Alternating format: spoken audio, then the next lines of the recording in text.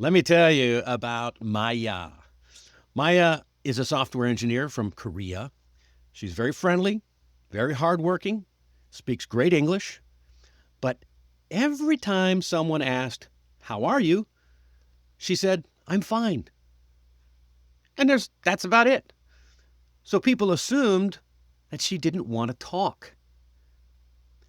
They stopped talking to her as a result. And so one day she said to me, I just want to connect more, but I don't know what else to say. So we worked on a few new responses. Simple, honest, still professional. And a short while later, Maya was chatting at lunch and getting invited to team events and even led a morning stand-up meeting with a joke. It all started because she dropped "I'm fine" from her vocabulary. So, what did she say instead? Let me break it down for you.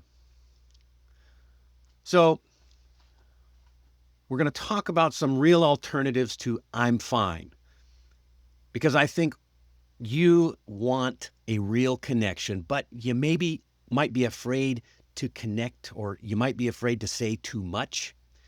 So, my solution is, the trick is to be real, but still keep it professional. So I'll break it into three categories: proactive, polite, and personal. Okay? And before we go into those phrases, let's set the stage. Why is saying "I'm fine" a problem? Saying "I'm fine" is like keeping the door halfway closed. People can't walk through it, and the conversation doesn't go anywhere. So with a small shift in how you respond, you can open the door to better connection, more trust, and stronger relationships. That's what we're all here for, right? Whether you're networking, chatting with your coworkers, or just talking with a friend, your answer to "how are you" sets the tone. So, sometimes you want to set a tone that is proactive, upbeat. So try these responses. We've got showing excitement. You say, "Hey, how are you today?" "I'm excited. I've got a big meeting later today." Or, "I'm feeling focused. I got a lot done this morning." You might say, "Yeah, I'm pretty good. I'm looking forward to the weekend." Because it's Friday after all, right? It is Friday. Yeah, it's Friday. 15-minute mastery. We're ready for the weekend. So these are very powerful ways to say "I'm fine," especially, or instead of saying "I'm fine," to answer that question, especially when you're in leadership or if you want to just project positivity. There's a lot of power in being positive. I had a student named Diego who used to mumble "I'm fine" every time I asked him, "How are you doing?" So we practiced switching to something more feeling focused, or feeling based on the excited feeling. So he'd say things like, "I'm feeling focused. That big proposal's due this afternoon, so I'm in the game." So after a week of trying these new expressions, his coworkers started asking him for tips. So that's the power of having a little energy. All right.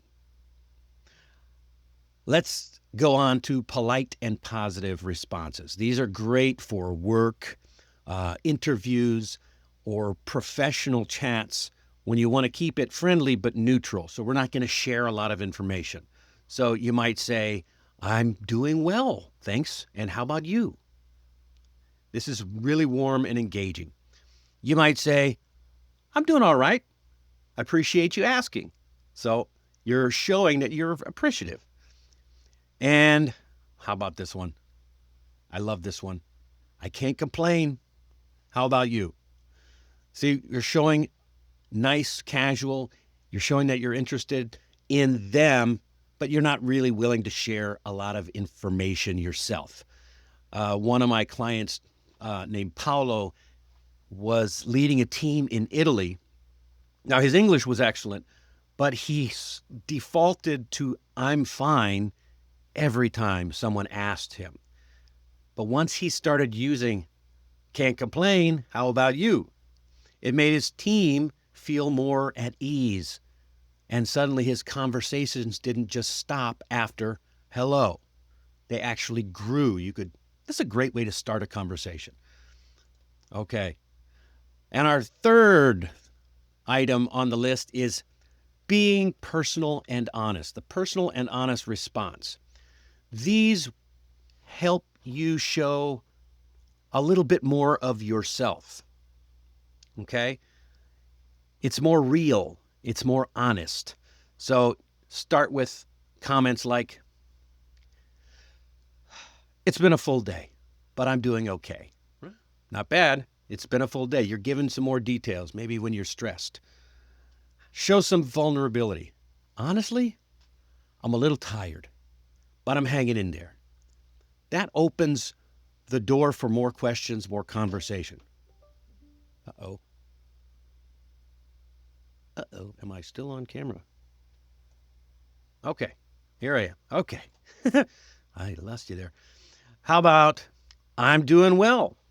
You can share some good news. "I'm doing well. I finally got some good sleep last night. The baby didn't, cry all night." That's a nice one, right? When you got 4 kids, it's nice to have a night where the babies don't cry. So that's the same thing that happened to Maya, what we talked about earlier. Once she stopped hiding behind "I'm fine," she started sounding more human and more relatable. I remember another client named Sophia in Taiwan. And one morning she said, "I'm a little tired. My daughter had a dance recital last night." It shares some personal detail. That sparked a conversation.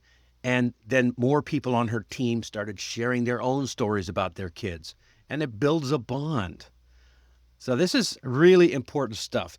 Don't waste it when somebody says, "How are you?" Say something that builds connection. Choose your phrase and then say it like you mean it. And here's a bonus tip. If you're not sure what to say when someone asks, "How are you?" plan your response in advance. You know you're going to hear that question at some point. So think about how you're feeling that day or what you're looking forward to. You can even write a few go-to phrases in your notes and practice them out loud. So next time someone asks you, you won't freeze or default to "I'm fine." You'll be ready with an answer that sounds real and natural and confident and maybe spark some real connection. So, your challenge for this week, if you choose to accept it.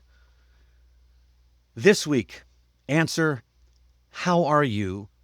with something other than "I'm fine." Simple, right? Pick from one of today's list. Pick one item from the list and try it. Try it at work or with your friends or even just texting with someone. And if you found this video helpful, subscribe, hit the like button, and share this episode with someone who wants to sound more natural in English and make better connections.